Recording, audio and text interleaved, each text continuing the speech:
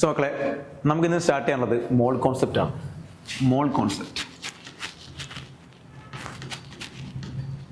Okay, മോൾ concept. അപ്പം എന്താണ് മോൾ എന്ന് പറഞ്ഞു കഴിഞ്ഞാൽ, എന്താണ് മോൾ? മോൾ എന്ന് പറയുമ്പോൾ മക്കളെ സിമ്പിളായിട്ട് പറയുകയാണെങ്കിൽ നമുക്ക് എല്ലാവർക്കും അറിയാം, 1 മോൾ എന്ന് പറഞ്ഞാൽ 6.022 ഇൻറ്റു 10⁻23 പാർട്ടിക്കിൾസ് എന്നാണ് നമ്മൾ പറയാറുള്ളത്. എന്താണ് പാർട്ടിക്കിൾസ് അല്ലേ? ഇത് നമ്മൾ അവഗാഡ്രോ നമ്പർ NA എന്നൊക്കെ പറയാറുണ്ട്. NA അവഗാഡ്രോ നമ്പർ എന്നൊക്കെ പറയാറുണ്ട്. പക്ഷെ ആക്ച്വലി എന്താണ് മോൾ എന്ന് പറഞ്ഞു കഴിഞ്ഞാൽ, എന്തിനാണ് നമ്മൾ മോൾ എന്ന് പറയുന്നത്? അല്ല വേറെ എന്തെങ്കിലും പറഞ്ഞാൽ പോരെ? അല്ലെങ്കിൽ എന്തിനാണ് മോളിനെ കൂടുതൽ ഗുണം, യൂസേജ് എന്താണ് ആക്ച്വലി? അപ്പോൾ നമ്മൾ പറയണം, മോൾ എന്ന് പറഞ്ഞാൽ ഒരു സംഖ്യയെ, ഒരു നമ്പറിനെ സൂചിപ്പിക്കുന്ന ഒരു സംഭവമാണ്. ഫോർ എക്സാമ്പിൾ നമ്മൾ പറയാറുണ്ട് 1 പെയർ ഓഫ് ചപ്പൽ അല്ലേ? 1 പെയർ എന്ന് പറഞ്ഞാൽ എന്താ? 2 ജോഡി ഇതല്ലേ 1 പെയർ എന്ന് പറഞ്ഞാൽ ഈസ്. അതൊരു 1 ഡസൺ എന്ന് പറഞ്ഞാലോ? 1 ഡസൺ എന്ന് പറഞ്ഞാൽ 12 എന്നാണ്. 12 പീസുകളാണ്, 12 എന്നാണ് അർത്ഥം. അതേപോലെ ഈ വലിയൊരു നമ്പറിനെ എളുപ്പത്തിൽ പറയാൻ വേണ്ടിയിട്ട് നമ്മൾ യൂസ് ചെയ്യുന്ന ടേമാണെന്ത്? 1 മോൾ. 1 മോൾ എന്ന് പറയുന്നതായിരിക്കും മക്കളെ ഈ കാണുന്ന നമ്പർ, 1 അവഗാഡ്രോ നമ്പർ എന്നാണ് പറയാം. മനസ്സിലായില്ലേ? അപ്പം 6.022 ഇൻറ്റു 10⁻23 നമുക്ക് പറയാൻ ബുദ്ധിമുട്ടായതുകൊണ്ട് നമ്മൾ എന്ത് പറയും? 1 മോൾ എന്ന് പറയും. അത്രയേ ഉള്ളൂ. യെസ്. ഇനി ഞാൻ സിമ്പിളായിട്ടൊരു കാര്യം പറയട്ടെ. എൻ്റെ കയ്യിൽ ഒരു ചാക്കുണ്ടെന്ന് വിചാരിക്കും. ഒരു ചാക്കുണ്ട്. യെസ്, ഒരു ചാക്കാണ്. ഓക്കെ, ഈ ചാക്കിൻ്റെ അകത്ത് 1 മോൾ പാർട്ടിക്കിൾ ഉണ്ടെന്ന് പറഞ്ഞാൽ എന്താ അർത്ഥം? അതിന്റെ അർത്ഥം എന്ന് പറഞ്ഞാൽ മക്കളെ, 1 മോൾ പാർട്ടിക്കിൾ എന്ന് പറഞ്ഞാൽ എന്താ അർത്ഥം? 6.022 ഇൻറ്റു 10⁻23. 10⁻23 എന്ന് പറഞ്ഞാൽ ഇതിന് ശേഷം 23 പൂജ്യങ്ങൾ ഉണ്ടാവും. അത്രയും പാർട്ടിക്കിൾസ്, ഇഷ്ടംപോലെ പാർട്ടിക്കിൾസ് ഉണ്ടാവും. ഓക്കെ, അപ്പോൾ 1 മോൾ എന്തുണ്ട്? 1 മോൾ പാർട്ടിക്കിൾസ് ഉണ്ട്. ഓക്കെ, അപ്പോൾ ഇതിനെ നമ്മൾ എന്ത് ചെയ്യാണ്? നമ്മൾ ഒരു വെയിങ് മെഷീനിൽ നമ്മൾ തൂക്കി നോക്കുകയാണെങ്കിൽ അതിനുണ്ടാകുന്ന വെയിറ്റ് ആണെന്ത്? 1 മോളാർ മാസ് എന്ന് പറഞ്ഞാൽ. ഓക്കെ, എന്താ പറയാ? 1 മോളാർ മാസ്. മനസ്സിലാവുന്നുണ്ടോ? ഇനി ഒരു പ്രശ്നമുണ്ട്. എന്താ പ്രശ്നം വെച്ച് കഴിഞ്ഞാൽ, ഈ പറയുന്ന പാർട്ടിക്കിൾസ് എന്താ മക്കളെ? ഈ പറയുന്ന പാർട്ടിക്കിൾസ് ആറ്റം ആവാം, അല്ലെങ്കിൽ മോളിക്യൂൾസ് ആവാം. ഈ പറയുന്ന പാർട്ടിക്കിൾ എന്താ മക്കളെ? ആറ്റംസ് ആവാം, അല്ലെങ്കിൽ മോളിക്യൂൾസ് ആവാം. ഓക്കെ, അപ്പൊ എന്താണ് ആറ്റംസ് മോളിക്യൂൾ ഡിഫറൻസ്? ഇപ്പം ഹൈഡ്രജൻ ഇങ്ങനെ ഒറ്റയ്ക്ക് നിൽക്കുകയാണെങ്കിൽ അവൻ എന്താ? അവൻ ആറ്റമാണ്. ഈ 2 ഹൈഡ്രജൻ ആറ്റം കമ്പൈൻ ചെയ്തിട്ട് എന്താണ്? ഒരു മോളിക്യൂളായി മാറുന്നു പറയും. അതായത് H2 ഒരു മോളിക്യൂളാണ്. ഓക്കെ, അപ്പൊ നമുക്ക് ഈ പാർട്ടിക്കിൾസ് എന്ത് ചെയ്യാം? ഒന്നെങ്കിൽ ആറ്റമായിട്ട് എക്സിസ്റ്റ് ചെയ്യാം, അല്ലെങ്കിൽ മോളിക്യൂളായിട്ട് എക്സിസ്റ്റ് ചെയ്യാം. ഫോർ എക്സാമ്പിൾ ഞാൻ പറയുന്നു, എൻ്റെ കയ്യിലെ ചാക്കിൻ്റെ അകത്ത് 1 മോൾ ആറ്റം ആണെന്ന് വിചാരിക്കും. അപ്പം ഇങ്ങനെ ഇരിക്കും, ഹൈഡ്രജൻ ആറ്റം എന്ന് പറഞ്ഞാൽ എന്തായിരിക്കും? ഇങ്ങനെ H അല്ലേ? എത്ര ഉണ്ടാവും? 6.022 10⁻23. അതായത് Avogadro number of hydrogen atoms ഉണ്ടാവും. ഓക്കെ, അപ്പോൾ 1 മോൾ എന്തുണ്ടാവും? 1 മോൾ ഹൈഡ്രജൻ ആറ്റം എന്നാണ് പറയാം. ഇയാൾ ഞാൻ വെയിങ് മെഷീനെ തൂക്കി കഴിഞ്ഞാൽ എനിക്ക് എന്താ കിട്ടുക? എനിക്ക് കിട്ടുന്ന വെയിറ്റ് ആണ് എന്ത്? Gram atomic mass. എന്താ പറയാ? Gram atomic mass, GAM. അതായത് 1 മോൾ ആറ്റത്തിന്റെ വെയിറ്റ് ആണ് ഗ്രാം അറ്റോമിക് മാസ്. അത് നമ്മൾ പറയാറുണ്ട്, ഹൈഡ്രജൻ എപ്പോഴും എന്തായിരിക്കും? 1 ഗ്രാം ആയിരിക്കും അല്ലേ? അതേപോലെ ബാക്കിയുള്ള ആൾക്കാർ നിങ്ങൾ പറഞ്ഞേ, ബാക്കിയുള്ള ആൾക്കാരുടെ പേര് എന്ന് പറഞ്ഞേ, ഗ്രാം അറ്റോമിക് മാസ് എന്ന് പറഞ്ഞേ. നൈട്രജൻ എത്ര? നൈട്രജൻ ആണെങ്കിൽ എത്ര ആയിരിക്കും? നൈട്രജൻ ആണെങ്കിൽ പറ എത്ര ആയിരിക്കും? 14 ആണല്ലേ? 14 ഗ്രാം ആണ് അല്ലേ? അതേപോലെ തന്നെ നമ്മൾ പറയാറുണ്ട് ഓക്സിജൻ ആണെങ്കിൽ എത്രയാണ്? 16 ഗ്രാം ആണ്. കറക്റ്റ്. ഇതാണ് ഗ്രാം അറ്റോമിക് മാസ് ആണ്. Gram atomic mass. ഇനി നേരത്തെ ഞാൻ പറഞ്ഞപ്പോൾ തന്നെ സഞ്ചിന്റെ അകത്തുള്ളത് ആറ്റം അല്ല, വരെ മോളിക്യൂൾ ആണെങ്കിലോ? ഫോർ എക്സാമ്പിൾ ഈ പറഞ്ഞ ഇതിന്റെ അകത്ത് ഈ പറഞ്ഞ അകത്ത് എന്തായിരിക്കും? ഹൈഡ്രജന് പകരം H2O അല്ലെങ്കിൽ N2O അങ്ങനെയാണെന്ന് വിചാരിക്കും. മോളിക്യൂളായിട്ടാണ് എക്സിസ്റ്റ് ചെയ്യുന്നെങ്കിലോ നമ്മളൊരു മോൾ ഉണ്ടെങ്കിൽ, 1 മോൾ പാർട്ടിക്കിൾ ഉണ്ടെങ്കിൽ നമ്മൾ വിളിക്കുന്ന പേരാണെന്ത്?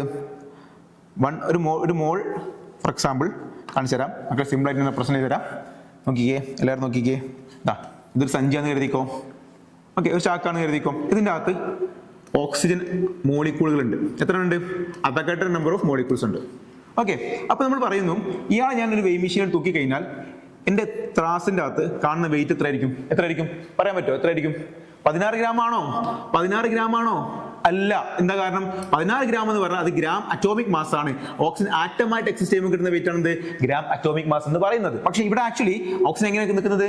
ഇവിടെ ഓക്സിജൻ നിൽക്കുന്നത് മോളിക്യൂൾ ആയിട്ടാണ്, O2 ആയിട്ടാണ്. ആ സമയത്ത് നമുക്ക് കിട്ടുന്ന മാസ്, അതായത് ഒരു മോൾ ഉണ്ടെങ്കിൽ മക്കളെ, ഒരു മോൾ എന്ന് പറയുന്നതായിരിക്കും അവഗാഡ്രോ നമ്പർ ഓഫ് പാർട്ടിക്കിൾ ഉണ്ടെങ്കിൽ അതിന്റെ വെയിറ്റ് എത്രയായിരിക്കും മക്കളെ? അത് 32 ഗ്രാം ആയിരിക്കും. എത്രയാണ്? 32 ഗ്രാം ഓക്സിജൻ ആണെങ്കിൽ. സോ അങ്ങനെ കിട്ടുന്ന വെയിറ്റിനെ വിളിക്കുന്ന പേരാണ് ഗ്രാം മോളിക്കുലാർ മാസ്, GMM. അപ്പം ഗ്രാം അറ്റോമിക് മാസ് എന്ന് പറയുന്നതാണ് 1 മോൾ ആറ്റത്തിന്റെ വെയിറ്റ് ആണ് ഗ്രാം അറ്റോമിക് മാസ് എന്ന് പറയുന്നത്. ഇനി എന്താണ് ഗ്രാം മോളിക്കുലർ മാസ് എന്ന് പറഞ്ഞാൽ? 1 മോൾ മോളിക്യൂളിന്റെ വെയിറ്റ് ആണ് ഗ്രാം മോളിക്കുലർ മാസ് എന്ന് പറയുന്നത്. ഇത്രേ ഉള്ളൂ. വളരെ സിമ്പിൾ ആയിട്ടുള്ള കാര്യമാണ്. സോ നമുക്ക് ചെറിയ കാര്യം പറയാം. ഓക്സിജന്റെ അറ്റോമിക് മാസ് എത്രയാ? 16 ഗ്രാമാണ്. പക്ഷെ മോളിക്കുലർ മാസ് എത്രയാ? 32 ഗ്രാം. നൈട്രജൻ ആണെങ്കിൽ 14 ഗ്രാമാണ്. മോളിക്കുലർ മാസ് എത്രയാണ്? 28 ഗ്രാമാണ് അല്ലേ. ഹൈഡ്രജൻ ആണെങ്കിലോ 1 ഗ്രാം ആണ് എന്ത് gram atomic mass. Molecular mass എത്രയാണ്? 2 ഗ്രാം ആണ്. ഓക്കെ, അങ്ങനെ ബേസിക് ആയിട്ടുള്ള കാര്യങ്ങളൊക്കെ നിങ്ങൾ എന്ത് ചെയ്യണം? അറിഞ്ഞിരിക്കണം. ഇനി ഇവിടെ എന്ത് ചോദ്യമായി ചോദിക്കുക സാർ എന്ന് ചോദിച്ചു കഴിഞ്ഞാൽ നിങ്ങൾ ഓർത്തിരിക്കുന്ന പ്രധാനപ്പെട്ട ചോദ്യം എന്ന് പറഞ്ഞു കഴിഞ്ഞാൽ ഇത്രയേ ഉള്ളൂ മക്കൾ. വളരെ സിമ്പിൾ ആണ്. നിങ്ങൾക്ക് ഒരു വെയിറ്റ് തരും, ഒരു വെയിറ്റ് തരും. വെയിറ്റ് ഗിവൺ വെയിറ്റ് നമ്മൾ പറയാം. എന്താ പറയുക? Given weight. ഒരു ഗിവൺ വെയിറ്റ് തരും ക്വസ്റ്റ്യൻ പേപ്പറിനകത്ത്. എന്നിട്ട് നിങ്ങളോട് നമ്പർ ഓഫ് മോൾസ് എത്രയാണെന്ന് ചോദിക്കും. എന്ത് ചോദിക്കും? Number of moles.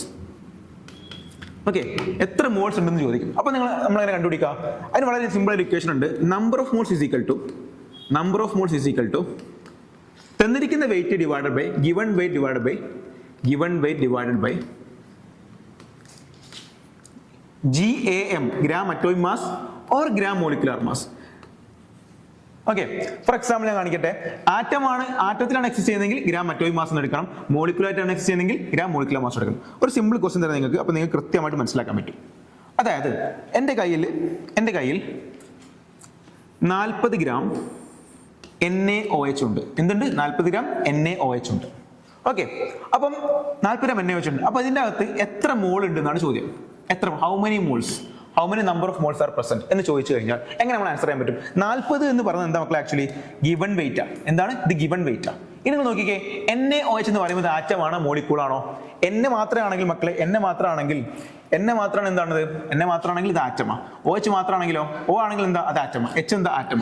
അപ്പൊ ആറ്റങ്ങൾ കൂടി ചേർന്ന് എന്താ ഉണ്ടാവുക? മോളിക്കൂൾ ഉണ്ടാവും. സോ നമ്മൾ ഇവന്റെ എന്തെടുക്കണം?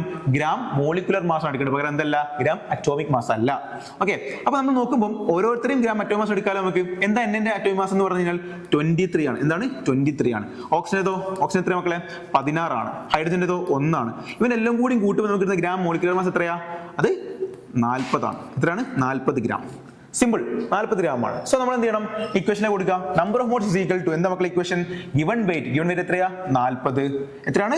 40 ആകുന്നു. So 40 divided by gram atomic mass എന്ന് പറയുന്നത്, അല്ലെങ്കിൽ ഗ്രാം മോളിക്കുലർ മാസ്. അപ്പോൾ നമ്മൾ എന്ത് ചെയ്യും? ഇവിടെ ഗ്രാം മോളിക്കുലർ മാസ് എടുക്കണം. എത്രയാണ്? അത് 40 ഗ്രാം ആണ്. സോ 40 ഡിവൈഡ് ബൈ 40 എത്ര മക്കളെ? Simple, 1 gram.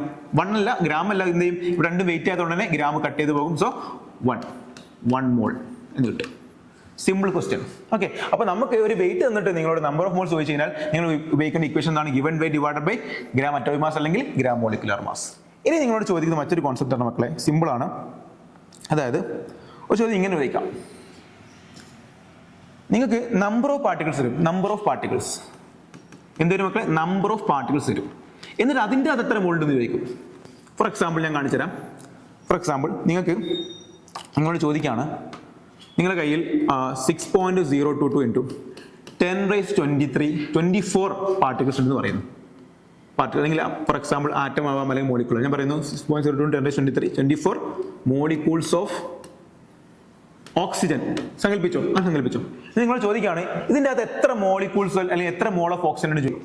അപ്പം അതിൽ എത്ര മോൾസ് ഓഫ് എന്തുണ്ട്? ഓക്സിജൻ ഉണ്ട് എന്നാണ് ചോദ്യം. Number of moles of oxygen എത്രയാണ് ചോദ്യം. അപ്പൊ മോളിക്യൂൾസിന് എണ്ണം തന്നു. ഇത് നിങ്ങളോട് എന്ത് ചോദിക്കുകയാണ്? Number of moles of oxygen ചോദിക്കുകയാണ്. അപ്പം ഒരു നമ്പർ തന്നിട്ട് നിങ്ങളോട് നമ്പർ ഓഫ് മോൾ ചോദിച്ചു കഴിഞ്ഞാൽ നമ്മൾ എങ്ങനെയാണ് കണ്ടുപിടിക്കുക? Number of mole is equal to മക്കളെ, number of mole is equal to തന്നിരിക്കുന്ന നമ്പർ എത്ര മക്കളെ? തന്നിരിക്കുന്ന നമ്പർ 6.022 ഇൻറ്റു 10⁻24 ആണല്ലോ. അതെ, അപ്പൊ ആ നമ്പർ അങ്ങ് എഴുതാം. എത്ര തന്നിരിക്കുന്ന നമ്പർ എഴുതാം. നമ്പർ ഓഫ് പാർട്ടിക്കിൾസ് എഴുതാം. Divided by Avogadro number. എന്താണ് അവഗാഡ്രോ നമ്പർ എന്ന് പറഞ്ഞാൽ? 6.022 ഇൻറ്റു 10⁻23 അല്ലേ മക്കളെ? സിമ്പിൾ. ഇനി എന്ത് ചെയ്യാം? നമുക്ക് കോമൺ ഇയാളെ കട്ട് ചെയ്തൂടെ? യെസ്, ഇയാളെ കട്ട് ചെയ്ത് 10⁻23 10⁻24 കട്ട് ചെയ്യുമ്പോൾ എന്താവും മക്കളെ? ഇവിടുന്ന് നമുക്ക് എന്ത് ചെയ്യാൻ പറ്റും? 10⁻23 ബാക്കി 10⁻23 കട്ട് ചെയ്ത് കഴിഞ്ഞാൽ ബാക്കി ഒരു 10⁻1 ഉണ്ടാവും. 10⁻1 എന്ന് പറഞ്ഞാൽ എത്രയാ? 10 തന്നെ. അപ്പൊ നമുക്ക് എത്ര കിട്ടും മക്കളെ? Number of mole is equal to 10 mole. Simple അല്ലേ? സിമ്പിൾ ആണ്. അപ്പം നമുക്ക് മനസ്സിലാക്കുന്ന കാര്യം വളരെ സിമ്പിൾ ആണ്. നമ്പർ ഓഫ് പാർട്ടിക്കിൾസ് തന്നിട്ട് മോൾ കണ്ടുപിടിക്കാൻ ചോദിച്ചു കഴിഞ്ഞാൽ ഇക്വേഷൻ എന്താണ്? Number of mole is equal to പറ എന്താണ്? Number of mole is equal to given അല്ലെങ്കിൽ നമ്പർ ഓഫ് പാർട്ടിക്കിൾ